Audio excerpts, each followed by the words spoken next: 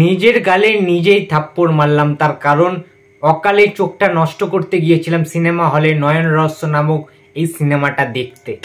কারা যেন আবার প্রসেনজিতের কাকাবাবুকে নিয়ে রোস্ট করেছিল, কারা যেন আবার দেবের ব্যোমকেশকে নিয়ে রোস্ট করেছিল।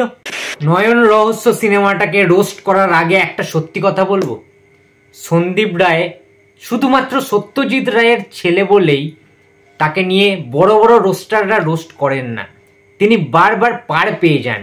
তো চলো বন্ধুরা, ভিডিওটা শুরু করা যাক। পুরো আনকাট ভিডিও হতে চলেছে এই ভিডিওটা। নয়ন রহস্যের পুরো এন্টায়ার টিমের কাছে আমার একটাই অনুরোধ, আমার 180 টাকা আপনারা প্লিজ ফিরিয়ে দিন। সময়টা তো ফেরাতে পারবেন না, আমার যে সময়টা যে নষ্ট হলো, ঠিক আছে, সেই সময়টা তো ফেরাতে পারবেন না।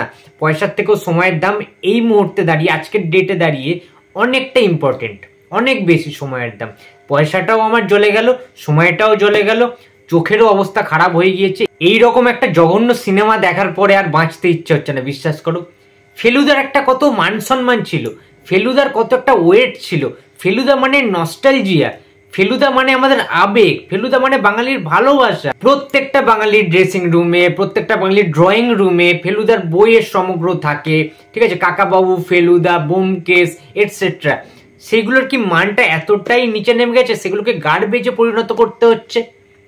মানে সিরিয়াসলি বলছি, এতটাই আমি হতাশ হয়েছি। প্রথমত ফেলুদার আর সেই ক্রেজ নেই যে ক্রেজটা আগে ছিল, ঠিক আছে। সব্যসাচী চক্রবর্তীদের যখন আমলে ফেলুদা ছিল, কিংবা সৌমিত্র চট্টোপাধ্যায়ের যখন আমলে ফেলুদা ছিল, তখন না একটা ফেলুদার কালচার ছিল, বাঙালিরা দেখতে যেহেতু একটা নস্টালজিক ভাইব নিয়ে ফিরে আসতো বাড়িতে। বিশ্বাস করো এখন তার 1%ও নেই। কাস্টিংটা শুনলেই যেন মনে হবে পাতলা পায়খানা হয়েছে, সেই রকম একটা কাস্টিং হয়েছে। অভিনয়ের তো জানে না, ঠিক আছে, তারা আবার এসছে ফেলুদার মতো একটা সেন্সিটিভ একটা গল্প, একটা বাঙালির নস্টালজিয়া নিয়ে একটা সুরসুরি দিতে। মানে সিরিয়াস বলছি ভাই, এদেরকে না থাক, মুখ থেকে খিস্তিটা আর বের করছি না, শুধুমাত্র সত্যজিৎ রায়কে সম্মান রেখে। একটা কথা বলছি বন্ধুরা, প্লিজ কিছু মনে করো না, কিছু মাইন্ড করো না। অ্যাকচুয়ালি সন্দীপ রায় সত্যজিৎ রায়ের পুত্র হওয়ার কোনো তার যোগ্যতাই নেই, বিশ্বাস করো, এটা ট্রু ফ্যাক্ট। আমি কিন্তু আজকে বলে দিলাম, সত্যজিৎ রায়ের 1%ও তার মধ্যে কোনো ট্যালেন্ট রয়েছে।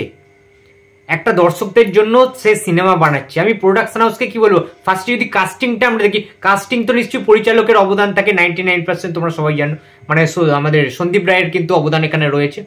কাস্টিংটা যদি দেখি, 3টে মহারথী, রথী মহারথী, বিশাল বিশাল মানে বিজ্ঞ তারা, ঠিক আছে। আমাদের ইন্দ্রনীল সেনগুপ্তকে দিয়েছে ফেলুদার ক্যারেক্টার, ক্যান ইউ ইমাজিন? তাকে তোমরা কিরিটি দিচ্ছ, ওয়েল, প্রপার মানাচ্ছে, ঠিক আছে বস, কিরিটিতে ঠিক আছে, ওয়েল। হানি আলকা দিয়ে দিচ্ছ মিশর রহস্যতে, ওয়েল, দারুণভাবে সে পোর্ট্রে করেছে, ঠিক আছে। গোয়েন্দা ভিত্তিক গল্পে ইন্দ্রনীল সেনগুপ্ত দারুণভাবে ফাটিয়ে কাজ করে।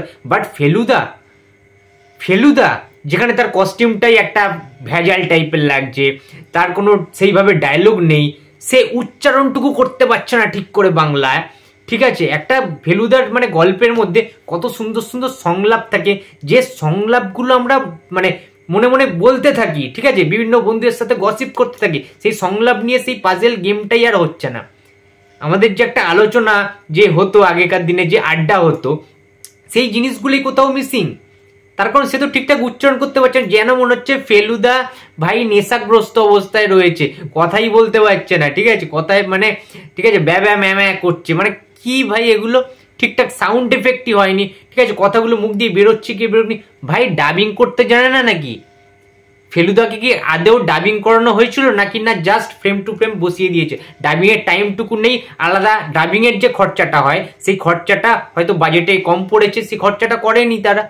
জটায়ুর মতো একটা কমিক ক্যারেক্টার দেওয়া হয়েছে অভিজিৎ গুহকে।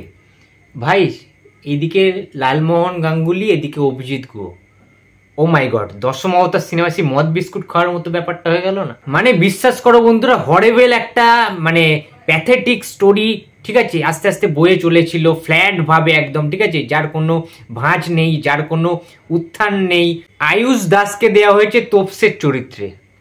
মানে এইরকম ছাপড়ি টাইপের তোপসে আমি জীবনে দেখিনি, বিশ্বাস করো। টিকটক করা, রিলস করা, শর্টস ভিডিও বানানো, আর এইরকম একটা ভাইটাল ক্যারেক্টারে প্লে করা, ফেলুদার মতো একটা সিরিজে কাজ করার, দুটোর মধ্যে কিন্তু অনেক তফাৎ রয়েছে বন্ধুরা।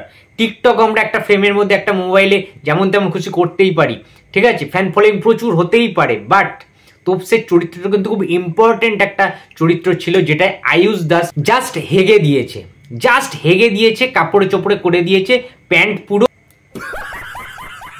2024 এসে দাঁড়িয়ে সিনেমা হলে সিনেমাটা দেখছি, ফেলুদা সিরিজের নয়ন রহস্য, পিকচার কোয়ালিটি শুনবে যেন মনে হচ্ছে হিরো আলমের কোনো সিনেমা, ঠিক আছে, 2000 সালে রিলিজ করেছে কোনো একটা পাতি সিনেমা হলে, যে সিনেমা হলে কেউ যায় না, বাংলা মদ খেতে খেতে সবাই যায় ব্লু ফিল্ম দেখতে, সেই রকম যে সিনেমা হলগুলো থাকে না, ফেটে গেছে, ঠিক আছে, পর্দার অবস্থা খুবই শোচনীয়, চেয়ার ভাঙা, ঠিক আছে, এসি নেই, ফ্যান নেই, মানে এইরকম একটা হরিবেল পরিস্থিতি, যেন মনে হচ্ছে কোনো একটা পাতি সিনেমা হলে সিনেমা দেখছি, পাতি একটা সিনেমা হচ্ছে, ঠিক আছে, মানে কোনো ভালো এডিটিং নেই, ওয়েল মেড না, ঠিক আছে, শুধুমাত্র একটাই পজিটিভ দিক, এটাকে পজিটিভ বলবো না, এটা নাম ভাঙিয়েও রাখা হচ্ছে, ফেলুদার যে বিজিএমটা, ঠিক আছে,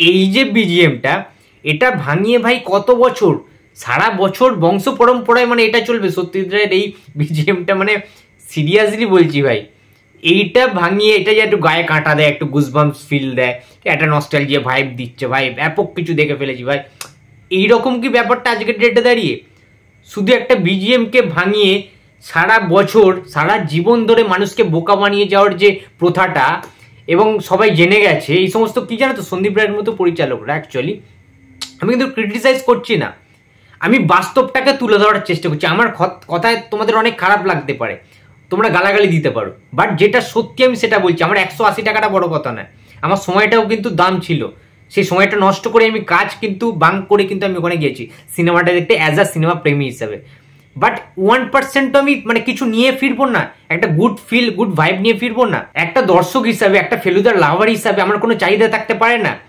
নিশ্চয়ই পারে, ঠিক আছে, সেই জন্য আমি সিনেমাটা দেখতে গেছি অ্যাজ আ মুভি লাভার হিসাবে, সেটা কি আমার দোষ? নিশ্চয়ই আমার দোষ নয়। সুতরাং আমার ব্যক্তিগত যে ওপিনিয়নটা, আমার ব্যক্তিগত মতামতটা, আমি কিন্তু সেটা পুরোপুরিভাবে পাতি বাংলা ভাষায় আমি শেয়ার করছি তোমাদেরকে, যে তোমাদেরও টাকার দাম রয়েছে, তোমাদের ইনকাম করতে হয়, তোমাদেরও সময়ের দাম রয়েছে। এইরকম জঘন্য সিনেমা তোমরা যদি দেখতে যাও, সিরিয়াসলি বলছি, বাড়িতে এসে না লুজ মোশন হয়ে যাবে তোমাদের। একটা কমার্শিয়াল সিনেমা হতে পারে, একটা আর্ট ফিল্ম হতে পারে, একটা ডিটেকটিভ টাইপের ফিল্ম হতে পারে, বাট যে কোনো সিনেমায় যদি একটা এন্ডিংটা ভালো না হয়, ঠিক আছে, তুমি একটা সিনেমা বানাচ্ছ যেখানে তোমার ইন্টারভেল খারাপ, ইন্টারভেলের জায়গায় কোনো একটা কিছু নেই, ঠিক আছে, যেটার জন্য আমি মানে ওয়েট করে থাকবো, আমি চেয়ার থেকে উঠতে পারবো না পরের দৃশ্যটা দেখার জন্য, কোনো একটা সাসপেন্স নেই, ঠিক আছে, নামে নাকি একটা ভাই থ্রিলার, মিস্ট্রি থ্রিলার, ফেলুদার পুরো মামাসি এক করে দিয়েছে ভাই নয়ন রহস্য সিনেমাটা, বলতে বাধ্য হচ্ছি ভাই, ঠিক আছে। লাস্টে তোমরা বুঝতে পারবে না যে কোন বইটা শেষ হয়ে গিয়েছে, তোমরা চাতক পাখির মতো না বসে থাকবে ভাই, কখন এন্ডটা হবে, কখন শেষটা হবে, তোমরা বুঝতে পারবে না ভাই, বই নাকি শেষ হয়ে গিয়েছে, জাস সালা, মানে সিরিয়াসলি বলছি ভাই, ক্লাইম্যাক্স এতটা জঘন্য পোর হতে পারে, সিনেমা চলতে চলতে সিনেমা ভাই বন্ধ হয়ে গেছে, জাস সালা ভাই, কি লোডশেডিং হয়ে গেছে নাকি ভাই, মানে সিরিয়াস বলছি ভাই, পুরো মানে জঘন্যতম একটা সিনেমা ছিল এই নয়ন রহস্য। তোমরা যদি আমায় জিজ্ঞেস করো যে অর্পণ দা, তুমি এই ফেলুদার নয়ন রহস্যটাকে এক কথায়, সিনেমাটাকে তুমি এক কথায় কি বলতে চাও, আমি একটাই কথা বলবো বন্ধুরা, দীর্ঘদিন পটি না করলে পেটে প্রচন্ড গ্যাস হয়, এবং সেই গ্যাসটা যখন নির্গত হয়, যখন গ্যাসটা বহিঃপ্রকাশ হয়, তখন দেখবে অত্যন্ত দুর্গন্ধ ছড়ায়, তখন তোমার আশেপাশে কেউ কিন্তু থাকতে পারে না, তারা পালিয়ে যায় সেই দুর্গন্ধ থেকে রক্ষা পাওয়ার জন্য, সেই দুর্গন্ধ থেকে বাঁচার তাগিদে, নাহলে তো তাহলে সেই দুর্গন্ধ, সেই পচা যে গ্যাস্ট্রিকের যে গন্ধটা, ঠিক আছে, দীর্ঘদিন মানে গ্যাস জমে জমে পটি না করে করে ওই যে কষা পটিটা, ঠিক আছে, ওর যে গ্যাস, ঠিক আছে, অত্যন্ত ঝাঁঝালো হয়, তোমরা সবাই জানো, ঠিক আছে, তো সেই রকমই নয়ন রহস্য ছবিটাকে আমার মনে হয়েছে, এবং টাকাটা তো নষ্ট, সময়ও নষ্ট, চোখের ক্ষতি, এবং যেটা বললাম ভাই, পেটে লুজ মোশন হয়ে যাবে, সিনেমাটা ছেড়ে আসার পরে তোমরা ভাববে আর জীবনে সিনেমা হলে কেউ দেখতে যাবে না। অনুরাগ কাশ্যপ ঠিকই কথা বলেছিলেন, ঘাটিয়া, হ্যাঁ ঘাটিয়া বটেই, কিছুটা তো ঘাটিয়া বটে এই সমস্ত সিনেমার জন্য না, আমরা আবার ভালো কথা, আমরা আবার মানে দেবের সিনেমা, জিতের সিনেমাকে নিয়ে আমরা ট্রোল করি, আমাদের লজ্জা করে না ভাই? আমাদের তো লজ্জা করা উচিত, নিজের গালে একটা ঠাস ঠাস করে চড় মেরে নিন। জিৎ দেবের কমার্শিয়াল সিনেমা, যে কোনো সিনেমা, সেটা বক্স অফিসে ওয়ার্ক করুক না করুক, রিমেক সিনেমাও হোক জিতের, এই সিনেমাটা থেকে ফার ফার বেটার সিনেমা হয় জিতের বা দেবের সিনেমা, ইভেন সাকিব খানের সিনেমা। আমরা অনেক সময় রোস্ট করেছি তাদের সিনেমা নিয়ে, তাদের ট্রেলার নিয়ে, তাদের সং নিয়ে, বাট বিশ্বাস করো, এই নয়ন রহস্যটা দেখার পরে না নিজেদের গালে নিজের চড় মারতে ইচ্ছা করছে, সিরিয়াস বলছি। ওইগুলো অনেক বেটার সিনেমা, অনেক এন্টারটেন দেয় আমাদেরকে, কিছু গুড ভাইব নিয়ে কিন্তু আমরা ফিরতে পারি, এনজয়মেন্ট হয় হলে, ঠিক আছে। কিন্তু এই সিনেমাটা না করতে পেরেছি, এনজয় না করতে পেরেছি, কিছু মানে নস্টালজিক ফিল কিছু আসেনি নিজেদের মধ্যে, ঠিক আছে। একটা কোনো গুড ভাইব নিয়ে আমরা ফিরতে পারিনি, আর নস্টালজিয়া মাই ফুট। তো বন্ধুরা, এই ছিল আমার একদম অনেস্ট রিভিউ।